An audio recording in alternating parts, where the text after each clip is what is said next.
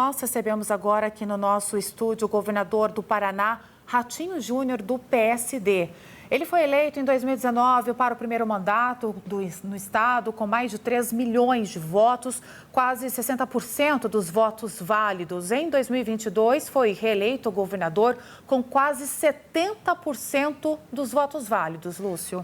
Isso, na semana passada, o nome do governador paranaense despontou nas apostas para a eleição presidencial deste ano, ao lado do governador do Rio Grande do Sul, Eduardo Leite, e do governador de Goiás, Ronaldo Caiado.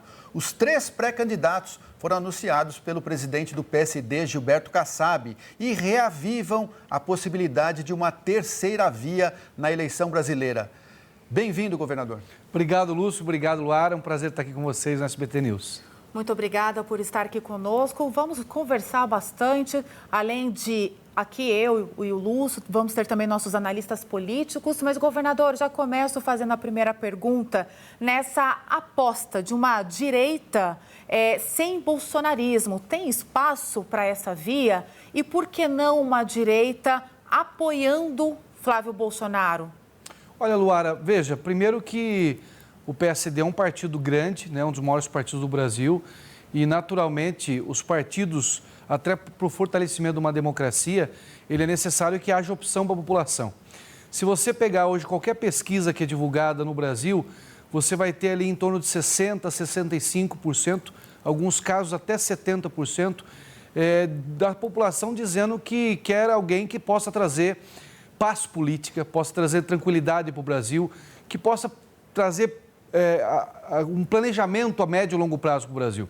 E o que nós estamos construindo, né, o PSD, juntamente com agora a vinda do governador Caiado, que é um dos governadores mais bem avaliados do Brasil, de Goiás, governador do Rio Grande do Sul, Eduardo Leite, o governador de Rondônia, agora que se integra com a gente também ao PSD, é uma opção para a população e sair dessa polarização que não tem resolvido a vida da Dona Maria. A verdade é que essa briga política no Brasil, ela não tem trazido benefício nenhum para melhorar a educação, para construir um projeto habitacional decente para o nosso país, para melhorar a vida das pessoas do modo geral. Então, isso tem feito com que o país fique andando para trás. E a minha obrigação, né, fazendo parte do PSD, até fazendo parte de uma nova geração da política do Brasil, é implantar e apresentar uma oportunidade para a população de alguém que possa modernizar o Brasil, que possa trazer essa tranquilidade, essa paz política, que possa ter o diálogo acima de tudo, né? O Brasil precisa de diálogo, nada se constrói no confronto. Então, a nossa ideia é justamente ter essa opção de trazer à população uma opção que seja segura acima de tudo, que possa se preocupar com a questão ambiental do país, com sustentabilidade, mas sem deixar de lado o crescimento econômico e a geração de emprego, que é o que faz um país avançar.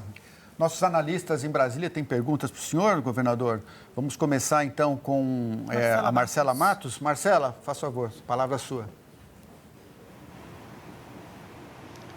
Bom dia, governador. Muito obrigada pela entrevista. O senhor falou aí algumas vezes em paz política e, recentemente, o senhor defendeu o indulto ao ex-presidente Jair Bolsonaro. Esse indulto não iria justamente reativar a polarização, a divisão política? Bom dia para você. Na verdade, não defendi para o presidente Bolsonaro, defendi para todos que participaram daquele vandalismo que, lamentavelmente, aconteceu no dia 8 de janeiro, né? Em 2022, 23, né? Que infelizmente aconteceu, não tem como apagar isso, mas a punição, né, a dosimetria que está sendo discutida no Congresso é algo que eu sou favorável e acho que nós temos que buscar trazer essa tranquilidade, independente se é do partido A ou partido B, se é do grupo político A ou do grupo político B. O que o Brasil precisa é trazer uma tranquilidade. As pessoas não estão aguentando mais essa briga institucional que vem acontecendo de STF contra Congresso, que muitas vezes não se entende com o Poder Executivo, e ainda mais nessas questões, nessa polarização política. Então, a nossa obrigação é justamente apresentar uma alternativa para a população que, como eu falei, nas pesquisas demonstram mais de 60%, 65% da população não quer mais isso para o Brasil. Governador, agora a gente coloca na conversa também o nosso analista, obrigada Marcela, o Eduardo Gayer, que também vai fazer uma pergunta para o senhor. Eduardo, é com você. Governador, bom dia, obrigado pela entrevista. O PSD é um partido que tem uma orientação diferente em cada estado da federação. Por exemplo, na Bahia, o PSD deve apoiar a reeleição do presidente Lula, é o mesmo caso no Amazonas e também o PSD lá em Sergipe. Nesse caso, se o senhor fosse candidato, o senhor for o escolhido pelo PSD para ser o candidato à presidência da República, não causa um desconforto ser candidato e ter o seu próprio partido em alguns estados apoiando um outro nome? Isso não fragiliza de alguma forma qualquer candidatura do PSD, seja o senhor ou os outros governadores? Como é que o senhor vê esse impasse nas questões estaduais do PSD? Bom dia, Eduardo. Um prazer estar falando com você. Veja, Eduardo, um partido do tamanho do PSD é natural que as questões regionais tenham a sua importância e tenham uma realidade, né? Um partido é feito por parte da sociedade, né, de pessoas. E muitas vezes essas pessoas, mesmo estando no mesmo partido, acabam não pensando da mesma maneira, que é o caso, como você deu exemplo, por exemplo, da Bahia. Mas isso não quer dizer que nós não teremos lá apoio, não teremos palanque, né? O fato de eles procurarem uma alternativa, nós vamos procurar a nossa. E é assim que a gente vai trabalhar e vamos procurar aqueles que estejam alinhados com aquilo que nós pensamos para o Brasil, que é poder implantar um sistema onde tenha liberdade econômica, onde o jovem possa empreender sem burocracia, onde a questão da sustentabilidade é muito importante, mas sem esquecer do crescimento econômico, a liberdade de imprensa, onde você possa implantar também a proteção da propriedade privada, a liberdade de crença, né? Tudo isso faz parte daquele que pensa um país democrático, que é os valores que eu defendo. Então, nós vamos procurar se aliar com esse tipo de pessoas que pensam como a gente, naturalmente, e que queiram modernizar o Brasil, virar essa página do passado, que, lamentavelmente, a gente perde muito tempo discutindo o passado e esquece de gastar energia de preparar o presente e o futuro. E a minha obrigação é justamente buscar apresentar o futuro. Obrigado, Gayer. Vamos agora a uma pergunta, então, da analista Vitória Abel. Vitória.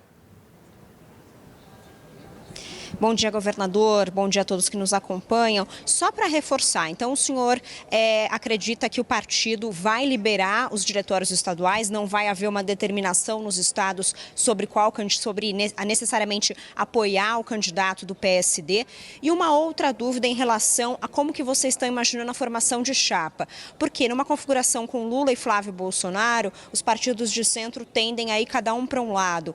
O senhor acredita que existe o risco ou é muito provável que o PSD acabe formando uma chapa pura com presidente e vice-presidente como candidatos do mesmo partido?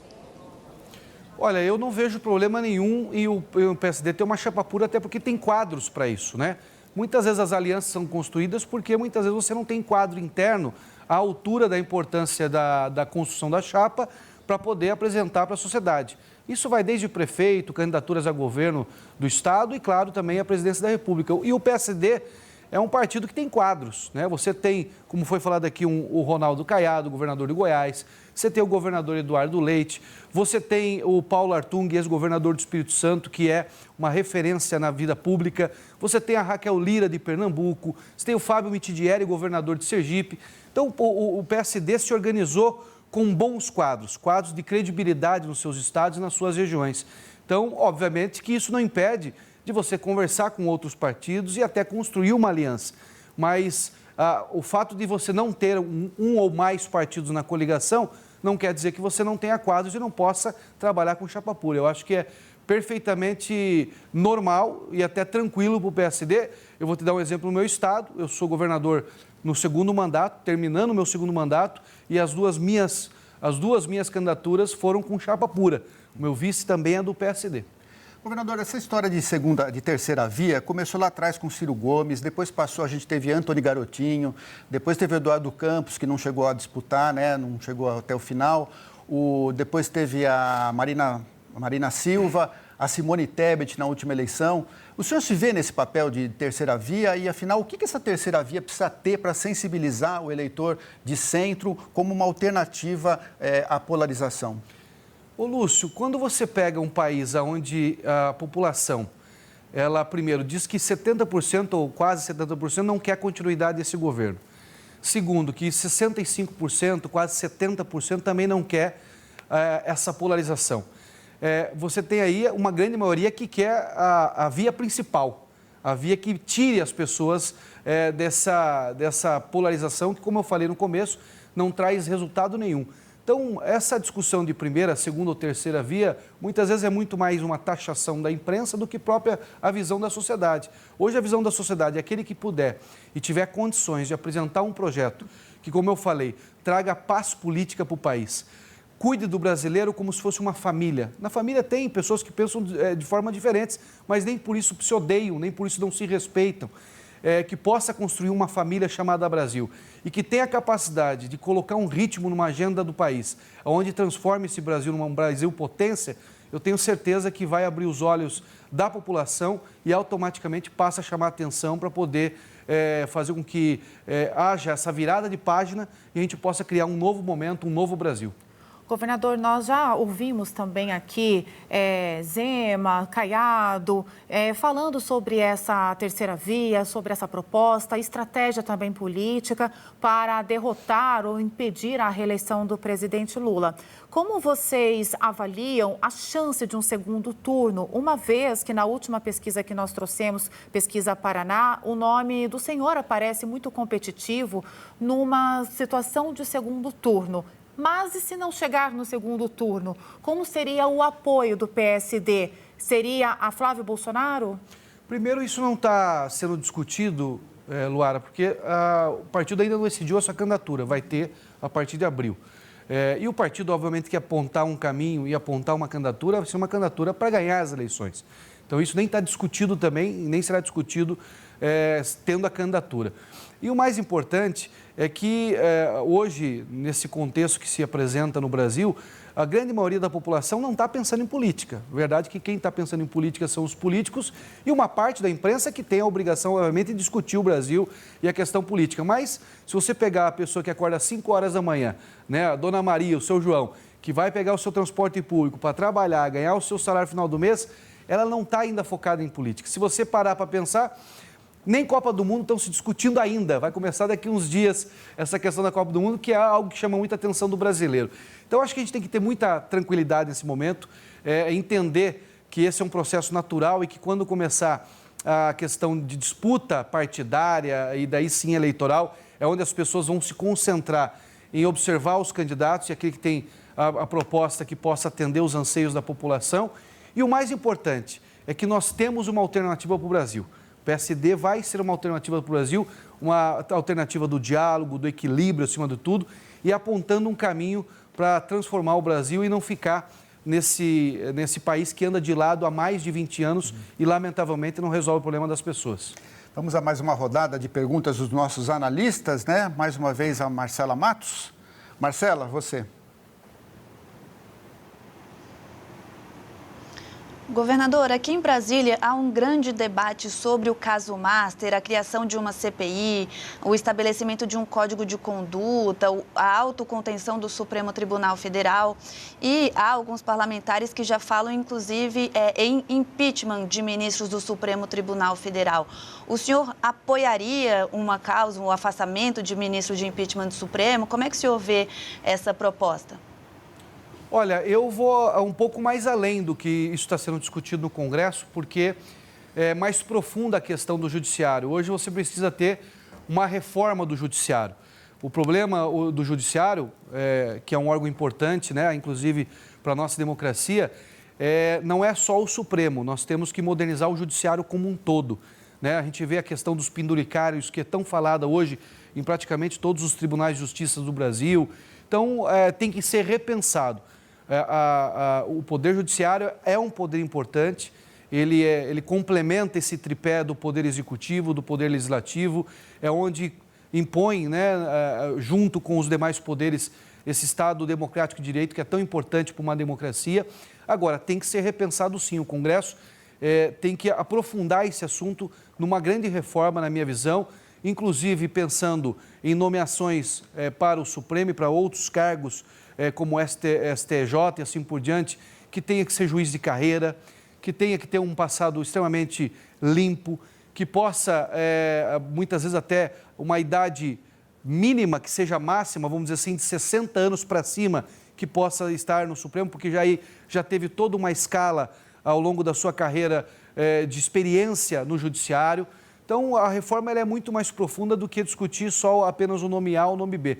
Então, o que eu defendo é exatamente isso, é você poder construir uma modernização do sistema judiciário que traga, inclusive, credibilidade para a população.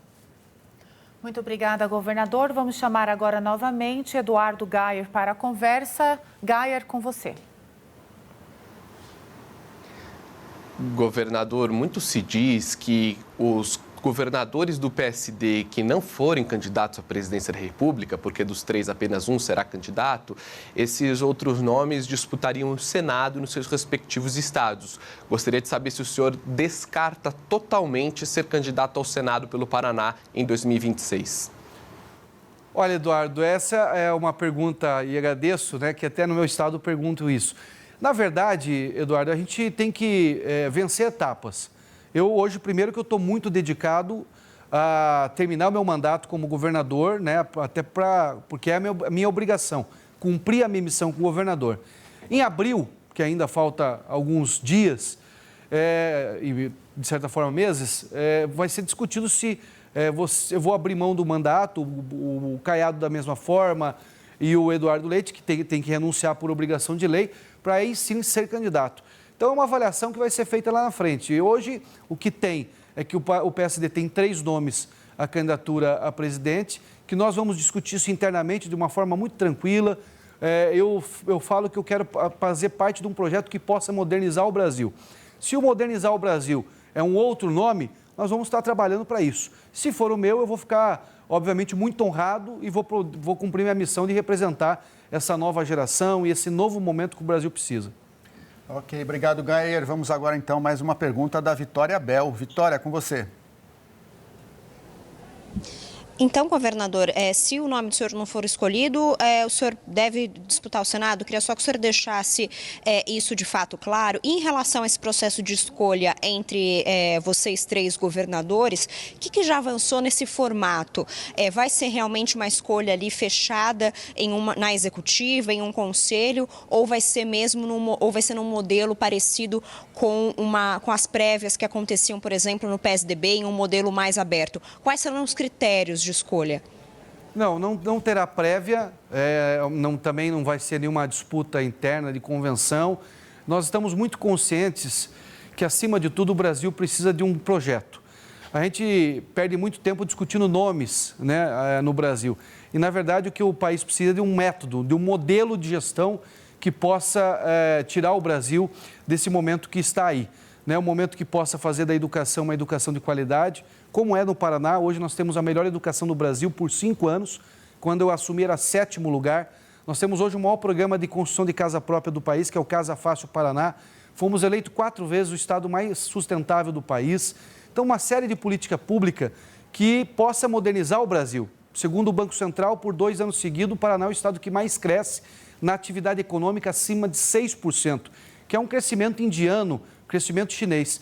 Então, o que eu defendo é poder construir uma agenda, um método como foi implantado no Paraná, que possa ser colocado aqui no Brasil. E essa questão de Senado, de candidatura a presidente, nós vamos discutir, como eu falei, em abril, quando, de fato, os governadores renunciarem ao seu mandato para poder estar apto a essa escolha. E essa escolha interna dentro do PSD vai ser uma escolha muito tranquila. Nós todos estamos conscientes que nós temos que apresentar uma alternativa para o Brasil. E o nome que for escolhido, de forma discutida internamente e não disputada internamente, inclusive com o Diretório Nacional, que tem pessoas importantes lá dentro e que tem um histórico no Brasil, aí nós vamos, obviamente, apoiar essa candidatura. A questão de Senado ou qualquer outra candidatura, isso só vai ser discutido posteriormente a essas definições.